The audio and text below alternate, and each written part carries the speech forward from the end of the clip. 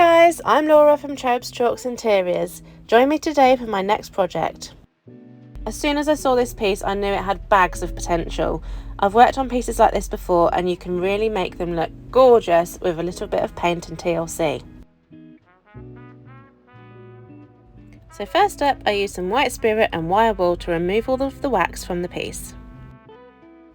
I then cleaned the piece and used my sander to scuff sand all over to create a key for the paint to adhere to.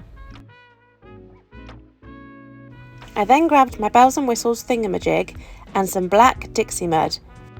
I'm going to use this to fill in all of the holes from where I removed the previous handles.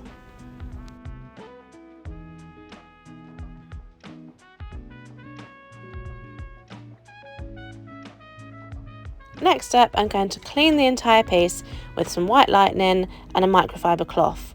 After I've cleaned all of that, I will then come back with some water and just rinse it all off again. Here is how the piece looks now. I've removed all of the handles, filled the holes, stripped the wax, cleaned and sanded. And now we're ready to get the paint out. So I've decided to go with terraclay paint on this piece. It's the perfect artisanal paint. There's no rules, you can create lots of texture and lots of artistic finishes. I wanted to use Moonbeam as a textured base coat for this piece.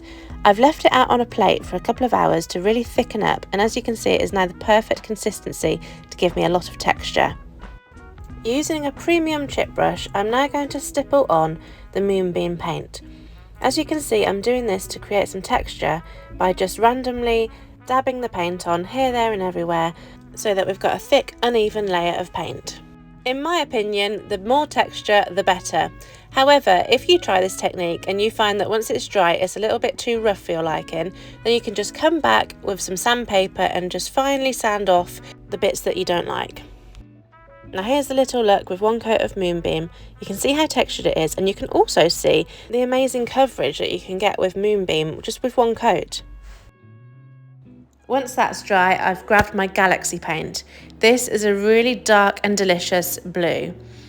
As you can see, I'm just putting it on randomly again. I don't want any uniformity to this piece. I want this to look like it's just been dragged out of an old industrial warehouse with layers and layers of old worn paint. So I'm just going to continue cross-hatching this all over. I don't want to completely cover the Moonbeam as I want you to be able to see that poking through.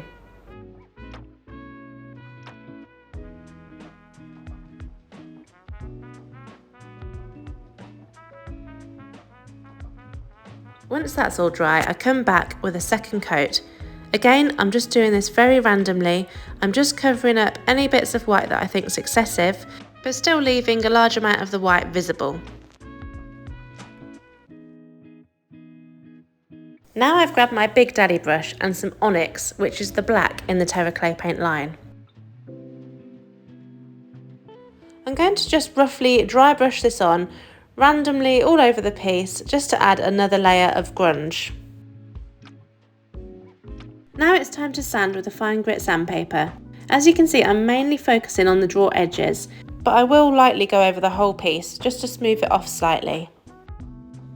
Now that I'm happy with how the terra looks, I'm sealing it all in with some Terra Seal in flat. I'm applying 2 coats all over the piece.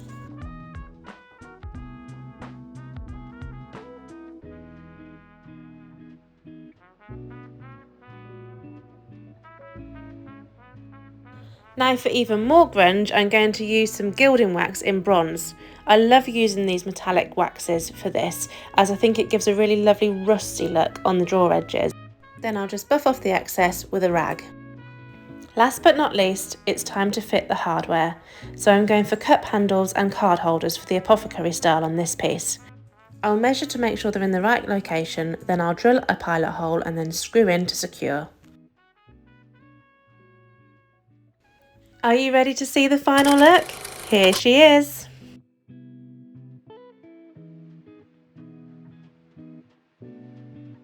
Here's a close-up so you can see the texture and all those gorgeous layers of paint.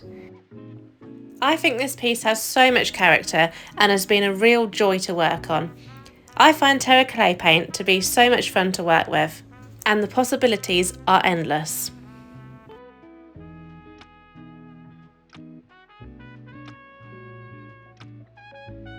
I hope you've enjoyed watching this video and feel inspired to start your next project.